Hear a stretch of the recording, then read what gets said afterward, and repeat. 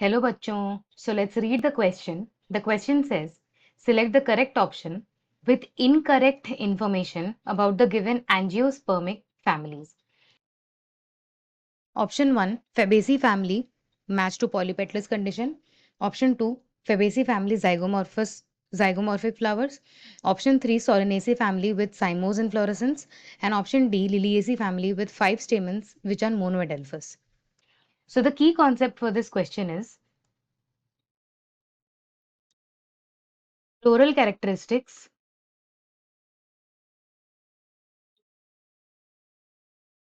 of angiospermic families.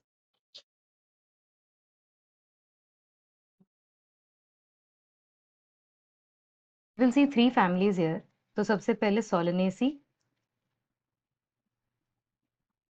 दूसरा is Fabaceae and तीसरा is Liliaceae. So इसके कुछ कैरेक्टरिस्टिक फीचर्स होते हैं. सबसे पहले आते हैं इन्फ्लोरेसेंस पे.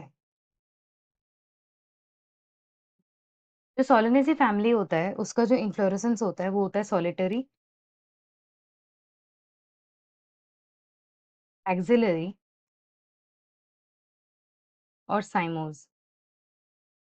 व्हिच मीन्स जो इसका फ्लावर होता है वो सिंगली प्रेजेंट होता है, मतलब सॉलिटरी होता है, एंड वो एक्सिलरी होता है, मतलब बेसिकली वो टर्मिनल होता है.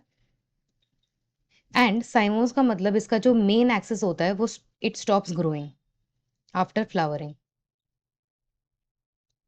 इंडस फैमिली फेबेसी इसका जो इन्फ्लोरेसेंस होता है वो रैसिमोस होता है, जिसका मीनिंग इसका जो मेन एक्सिस होता है it keeps on growing even after fluorescence, मतलब फ्लावरिंग के बाद. जो थर्ड फैमिली है वो है लिलिएसी. लिलिएसी फैमिली में जो इन्फ्लोरेसेंस होता है ये भी सॉलिटरी होता है, मतलब सिंगली प्रेजेंट होता है.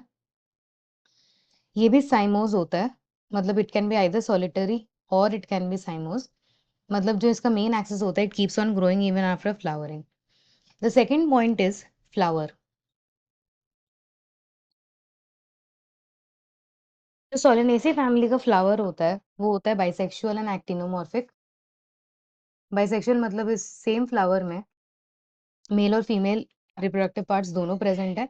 और एक्टिनोमॉर्फिक होता है जिसका मतलब है कि वो रेडियली सिमेट्रिकल होता है.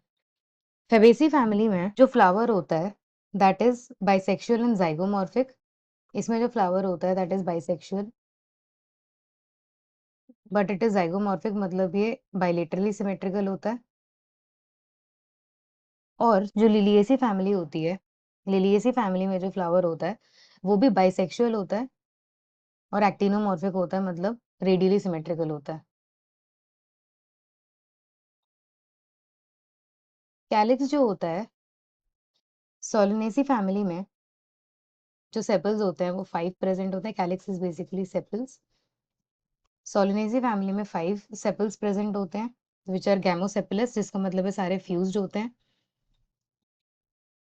फेबेसी फैमिली में भी सेपल्स 5 होते हैं और लिलिएसी फैमिली में जो सेपल्स होते हैं वो अलग से प्रेजेंट नहीं होता है. फोर्थ पॉइंट पे आ जाते हैं corolla. Corolla represents the petals. Petals जो है सोलनेसी फैमिली में 5 होते हैं and these are polypetalous. That means जो पेटल्स होते हैं वो सिंगली प्रेजेंट होते हैं और वो फ्यूज नहीं होते. लिलिएसी फैमिली में कोरोला जो होता है वो भी अलग से प्रेजेंट नहीं होता. फिफ्थ पॉइंट पे is the perianth. Perianth Liliaceae family में प्रेजेंट होता है. रेस्ट ऑल अदर फैमिलीज में पेरियांथ एब्सेंट होता है. Perianth is basically a single structure जिसमें पेटल्स और सेपल्स सेपरेट नहीं होते हैं. It is when the calyx and Corolla cannot be differentiated from each other.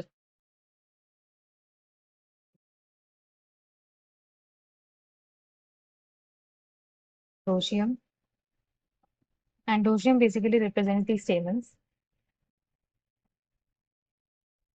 Solanaceae family में एंड्रोशियम 5 होता है. दैट मीन्स 5 स्टेमन्स होते हैं एंड ये एपिपेटलस होते हैं. That is they are fused with the petals. Fabaceae family में androecium जो होता है वो 10 होता है और ये 9+1 के अरेंजमेंट में प्रेजेंट होता है and hence it is called डाई adelphus. Diadelphus means the stamens are present in 2 bunches. The androecium in the Liliaceae family is 6 and ये 2 whorls में present होता है in 3+3 arrangement and these are epitepalous. That means they're fused with the tepals. Tepals are basically the perianth. Perianth को tepals भी बोला जाता है. The gynoecium or the female reproductive structure.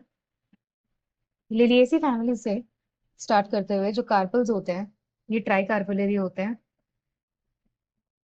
मतलब 3 carpels are present and they are syncarpous. That means they are fused together. Moreover, the ovary is superior with axile placentation. Fabaceae में carpel जो होता है वो single present होता है. Therefore, it is called monocarpellary. Unilocular होता है and the gynoecium or the ovary is also superior. Solanaceae family में 2 carpels present होते हैं. That means they are bicarpellary. Also, they are syncarpous. The ovary is superior. There is axile placentation in the bilocular ovary.